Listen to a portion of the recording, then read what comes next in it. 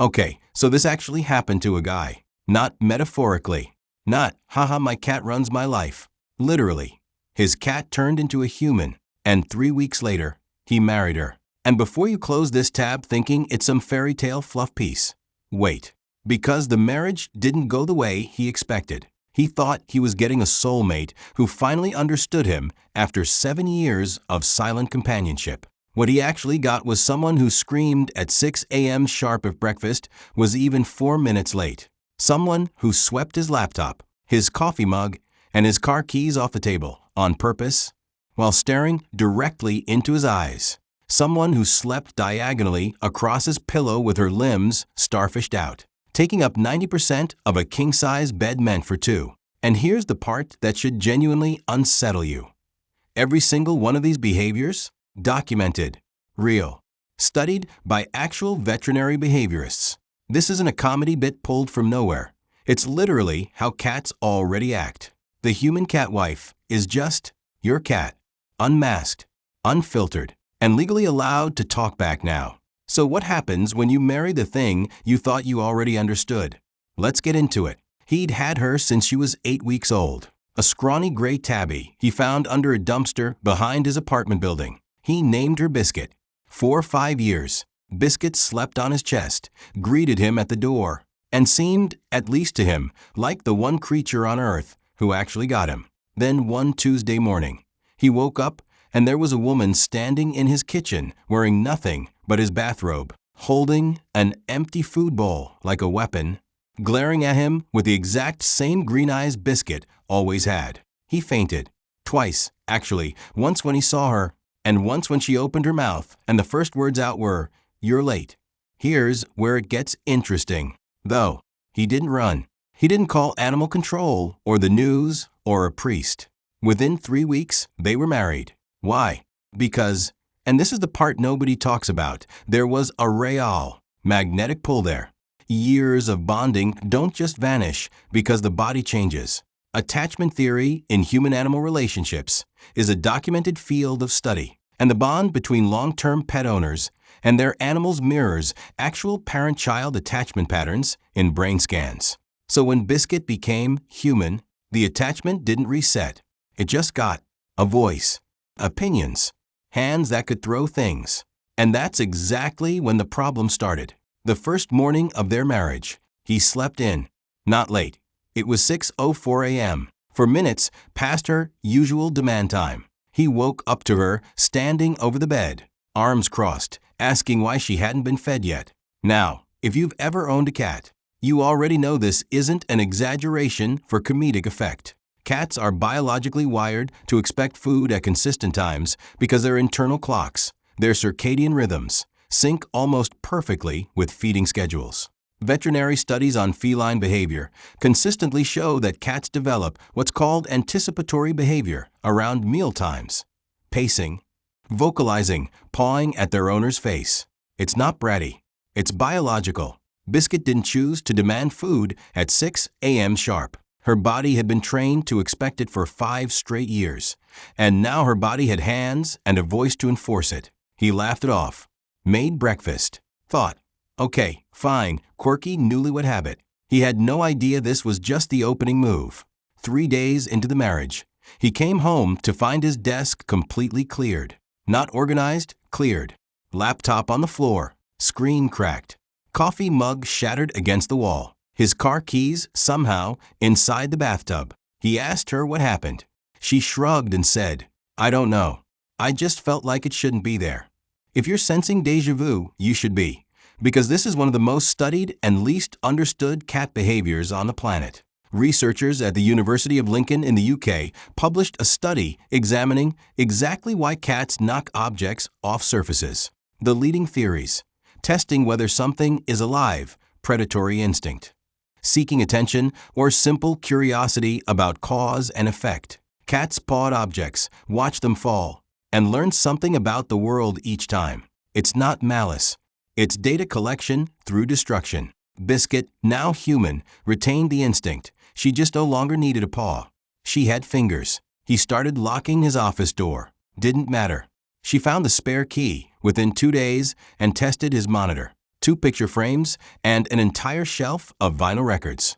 Then came the pillow incident. He woke up one night completely unable to move his legs and barely able to breathe because Biscuit was sprawled diagonally across the entire bed, arms flung out, legs spread, taking up every available inch, while he was crammed into roughly 11 square inches near the edge. He nudged her, asked if she could move over. She opened one eye and said, "This is my spot." Here's the twist that makes this genuinely fascinating instead of just funny. Cats don't sprawl out like that randomly. Feline behaviorists have linked the starfish sleeping position directly to trust and territorial comfort. A cat only sleeps fully exposed, limbs extended, when it feels completely safe in its environment. It's actually a compliment. It means Biscuit trusted him enough to be vulnerable. The problem is that trust in a 5'6" human body now physically occupies the entire mattress. He didn't know whether to feel honored or homeless.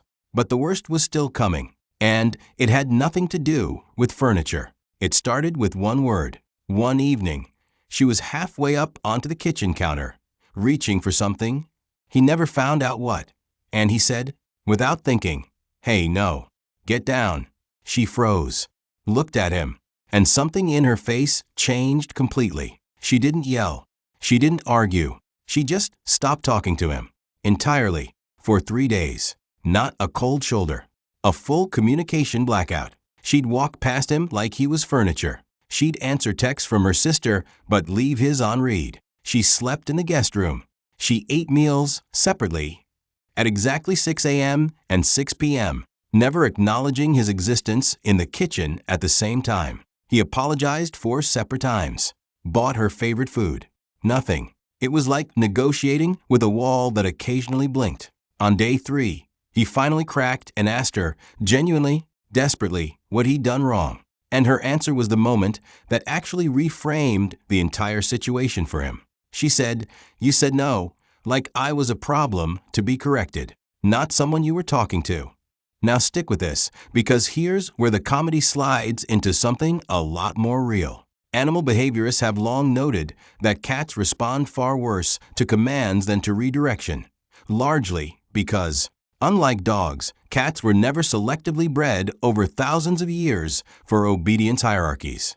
Dogs evolved alongside humans as pack animals wired to respond to authority. Cats largely domesticated themselves, choosing proximity to humans on their own terms for thousands of years without ever being bred for submission. That's why no lands differently on a cat than on a dog. There's no instinctive hierarchy telling them a flat command deserves automatic compliance. To a cat, an abrupt no doesn't read as guidance. It reads as a relationship suddenly turning transactional, a correction, not a conversation. And Biscuit, now fully human, fully capable of human-level emotional processing, but still wired with 5 years of that exact instinct, didn't experience no as boundary setting. She experienced it as being treated like an object to be managed instead of a partner to be respected. That's the gut punch of this whole story. Honestly, every single annoying behavior, the 6 a.m. demands, the swept-off desk, the pillow hogging, even the 3-day silence, wasn't random chaos. It was consistent, internally logical behavior from a creature who had spent 5 years learning the world worked one specific way and was now being asked to renegotiate everything overnight. In a body she didn't fully understand either. He realized something that night, sitting outside the guest room door. He hadn't actually married a stranger. He'd married the exact same creature he'd loved for 5 years, just with the volume turned all the way up. The habits weren't new.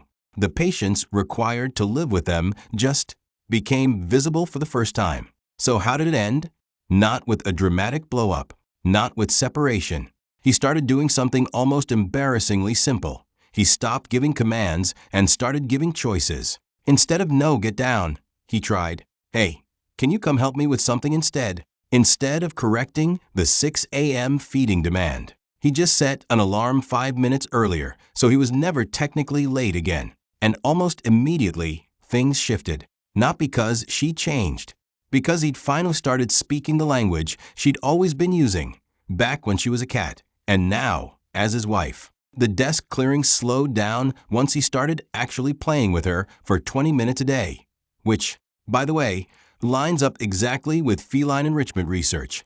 Many destructive cat behaviors drop dramatically once a cat's predatory and curiosity instincts get a structured daily outlet instead of zero outlet at all. The pillow hogging he just accepted. He bought a bigger bed. The silent treatments stopped almost entirely because he learned the one thing that mattered more than any command ever could. With her, tone wasn't decoration. It was the entire message. Here's the part that should actually stick with you. Though none of this was really about a magical cat turned human. It was a mirror. Every relationship, human, animal, anything in between, runs on the same quiet currency. Consistency, respect for instinct, and the difference between correcting someone and actually talking to them. Biscuit didn't need him to be perfect. She needed him to notice. She was a whole creature with her own internal logic, not an inconvenience to be managed. And maybe that's the real twist of this entire story. He thought he married a fantasy. What he actually got was the truth about the cat he'd loved for 5 years, finally able to say it out loud. So if there's one thing to take from this, pay attention to what your pet's behavior is already telling you, because they're not being difficult. They're being exactly who they've always been. We just don't usually get to hear them say it.